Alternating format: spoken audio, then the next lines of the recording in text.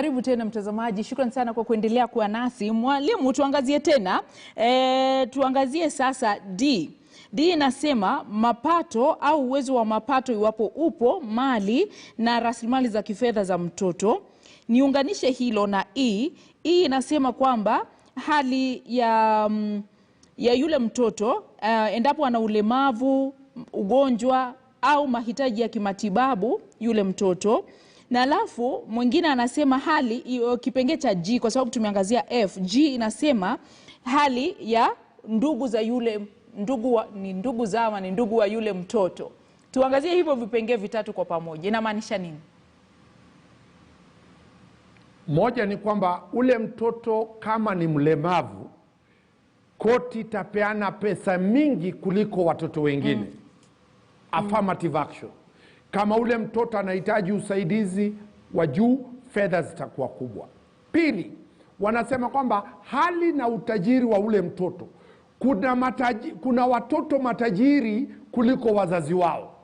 Kwa mfano Zubeda, wale watoto wanacheza shows, mtoto anacheza anakuwa advert, anawekwa kwenye posta ya Safaricom ama posta ya KTN.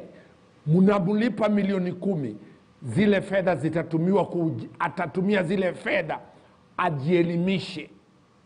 Mwisho, hali ya watoto wengine.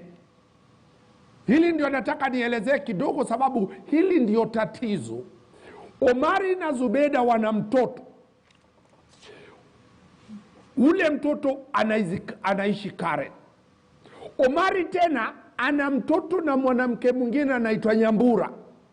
Ule mtoto wa Nyambura anaishi Korogocho. Koti itauliza, ule mtoto wa Omari mmoja anayeishi Korogocho, kwa nini yeye anabaguliwa na ule mtoto wa Zubeda anayeishi Karen? Kwa hivyo koti itasema wale watoto lazima warudishwe kwenye equal position. Ndio maana unasikia kwamba the law does not discriminate. Kwa hivyo hilo ndio sababu. Kama Omari ana watoto na Omari ni tajiri, ni wakili mkubwa, basi ule mtoto aliyemzaa hawezi ishi Dongo Kundu, hawezi ishi yale maskwota ambayo vichochoro vile, ataishi kama ule mtoto mwingine. Haya, ingine inazungumza H. H inazungumza kuhusu mila, itikadi, dini ya yule mtoto. Kwa mfano, mila na dini na desturi za yule mtoto, kuna vitu ambavyo kila dini inasema mtoto apewe. Kwa mfano, kama ule mtoto ni Muislamu, nguo zake na mahitaji yake yatalinganisha na dini ile. Kama ni mila na customs, kama ule mtoto ni Meru, kama ule mtoto ni Mkisii, kule Kisii ule mtoto atakuwa na kunywa uji ya wimbi ama nakula ndizi. Kama ule mtoto ni Meru, atakuwa nakula kama mirai nakubaliwa, ama anakula njugu kule Kisumu ama samaki. Kwa hivyo mila na itikadi na dini zinaangazia kulingana na vile fedha zitakazofaa. Kwa mfano, ule mtoto kama ni Muislamu na anatakana kwenda Maka, lazima mzazi atagharamia, kama dini inasema hivyo. Haya, tuangazie I na J. Iwapo yule mhusika amerejelea jukumu la kumtunza yule mtoto, iwapo kweli hilo limefanyika, na kiwango ambapo amerejelea jukumu hilo, na kwa muda gani ametimiza jukumu hilo. Kama uliamrishwa na koti uendelee kulea mtoto, huwezi ruka. Kama wewe umechukua jukumu la kumlea mtoto, ni vile nilivyosema, na umelea ule mtoto kutoka nasari, sababu mna uhusiano na mama yake, ukamwelimisha, ukamchukua secondary, ukafika katika university second year, mkakosana na ule mama mtoto, uanze kuruka, koti itakwambia ulikuwa umejitwika ule mzigo, utaendelea baba, utaendelea mami, mpaka ule mtoto amalize ile kidato ile university level. Tuangazie sasa J, K na L kwa pamoja, kwa sababu naona ni kama yanahusiana kwa karibu.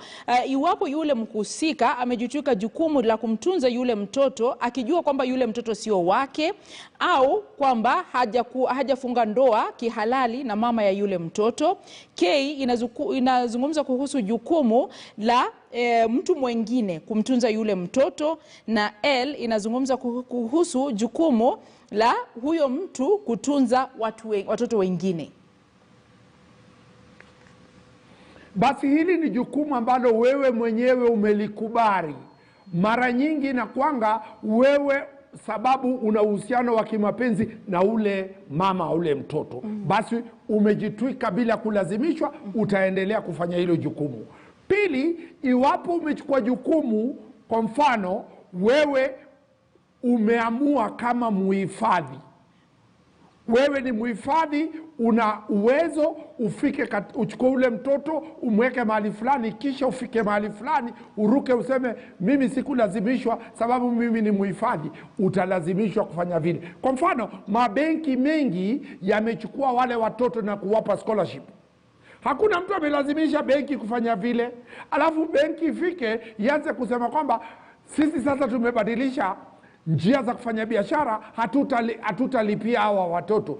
Koti watalazimishwa kulipa sababu walijua kwamba wamemchukua ule mtoto, wamemweka kwenye shule, na wewe ni mfadhili, basi hutaendelea bora ile benki ama ile kampuni ya fedha ama chochote kile. Kwa hivyo hili ni kuwalinda watoto kwamba wasichukuliwe wafikishwe katikati ya daraja, wakivuka barabara alafu lile daraja ulivurute, ule mtoto aanguke na kuzama kwenye ziwa. Kwa hivyo lazima utaendelea, kwa sababu ulijua hatima ya ule mtoto ni university.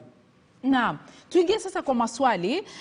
Kwanza kabisa kuna mmoja hapa anasema, nashukuru Jukwaa la KTN pamoja na watayarishi wa kipindi, walimu wetu, Mungu awabariki sana. Sasa nina miaka 2 nikisikiza Jukwaa la KTN. Pia ninapenda swala nyeti. Ni Christopher Njue kutoka Voi, Taita. Shukran sana. Sisi sio sisi bila wewe. Asante sana kwa kuwa shabiki wetu mkuu. Mmoja hapa anauliza swali ambalo najua wanaume wengi wanaweza kurelate. Zubeda muuliza wakili, kama mwanamke ndiye amekulilia kuwa anataka mtoto, alafu aje ageuke kuwa anataka pesa za kila mwezi, inakuaje? Na yeye ndiye amekwambia anataka mtoto, sio wewe ulitaka yule mtoto. Jibu ni hili: hakuna mwanamke anayepewa fedha katika mahakama ya watoto. Mwenye kukushtaki ni mtoto wako. Ndio maana ikaitwa Children's Court, mahakama ya watoto. Pale hakuna fedha unayepea mama ya mtoto. Wanaume nisikize vizuri. Fedha za kupea mwanamke ziko kwenye divorce court. Maintenance ya mwanamke ama maintenance ya bwana iko kwenye divorce court.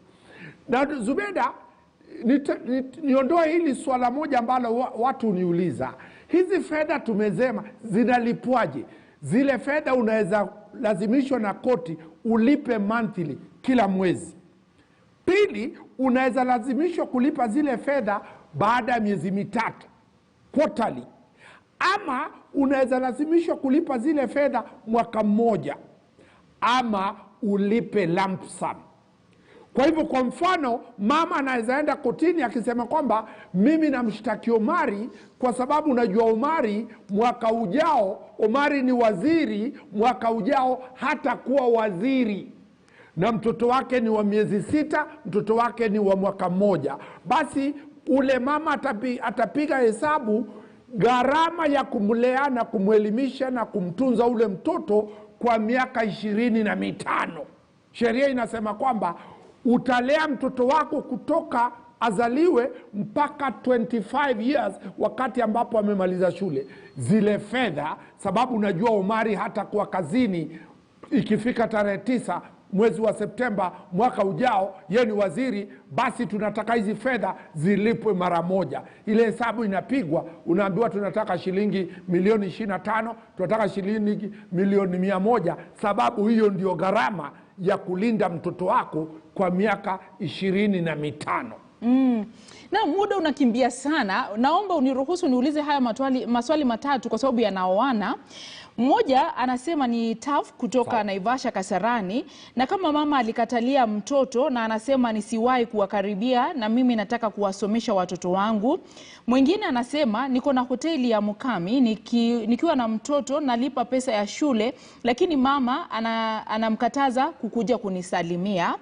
Na tatu, mmoja anasema mimi nauliza, mtu aliyezaa na msichana akakataa mama na mtoto, sasa mtoto amekuwa mtu mzima, anamtaka huyo baba yake, na kila endapo kumuona huyo baba hataki hayo, yanafanywaje?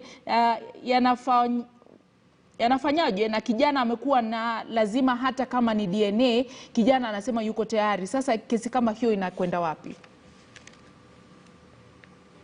Baba ni baba mpaka siku ya kifo na kuendelea. Habadiliki kwa sababu alikwambia hatalipa fees. Wewe nenda kotini, baba ni baba. Pili, ule baba ambaye anaitwa ATM, ambaye mama anasema Omari lipa fees lakini hutaona mtoto wako, hakuna kitu kama hicho. Baba atakubaliwa kuona ule mtoto wako. Wiki iliyopita tulizungumzia mambo ya custody na access. Baba sio baba wa ATM, baba ni baba wa kulipa na kulea na kuwa na mtoto. Kwa hivyo wale akina mama wanasema kwamba mimi sitaki baba aliyemzaa aone mtoto wako, sahau, koti itampa ule mtoto. Kwa hivyo akina baba waende kotini, wapewe rights of access, na katika sheria they have 50% ya mtoto. Kama mama anakaa na mtoto 50%, baba atakaa na mtoto 50%. Ndio sheria, si wewe vile unavyotaka, ni sheria.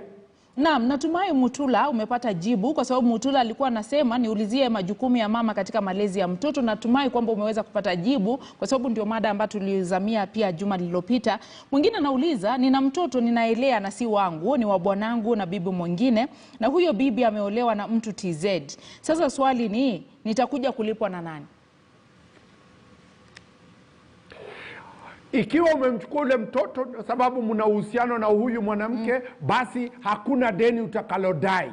Huwezi enda kotini na kusema kwamba mimi nililipa school fees kwa mtoto ambaye hakuwa wangu. Wewe ulikubali ule mtoto kwa mienendo na tabia zako. Kwa hivyo hakuna deni utakaloenda kotini kulidai. Lakini kule Marekani, hiyo sheria haiko hapa.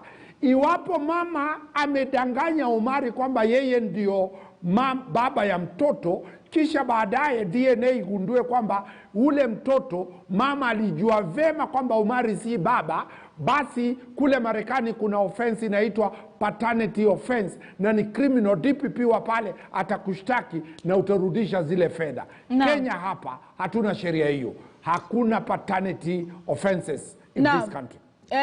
Mwelekezi wetu Matheka amekuambia kwamba una muda wa dakika 2 peke yake. Kwa hivyo nitauliza maswali haya mawili, utayajibu kwa pamoja. Jukwaa la KTN, swali kwa kama mwanaume amekubali majukumu ya mtoto, naye mama haki mtoto ako na haki mtoto ajue familia ya babake na jamii yao, hapo sheria inasemaje? Mjibu huyo pamoja na kama kuna mmoja hapa amesema, Zubeida, mimi ni mheshimiwa fulani alikubali kumlipia mtoto wangu fees ya CDF, akalipa first term, baadaye amekataa kumlipia fees. Naomba mwalimu anijibu, asante. Kwa ufupi sana.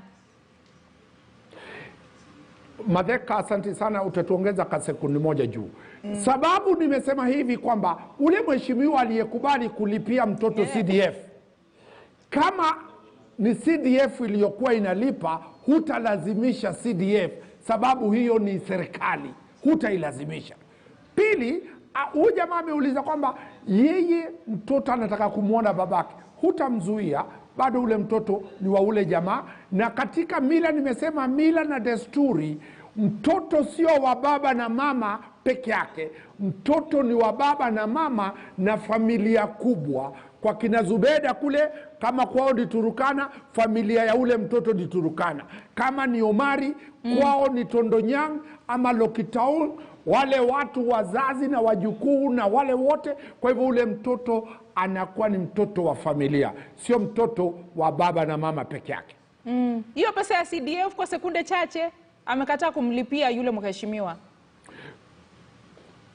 Ule mheshimiwa unaweza mshtaki, lakini huenda kama itafuatiliwa kama wewe uliingia CDF kwa sababu kulikuwa na uhusiano wa kimapenzi na ule mheshimiwa, ama mtoto wako alipata CDF kwa sababu alikuwa na miliki CDF.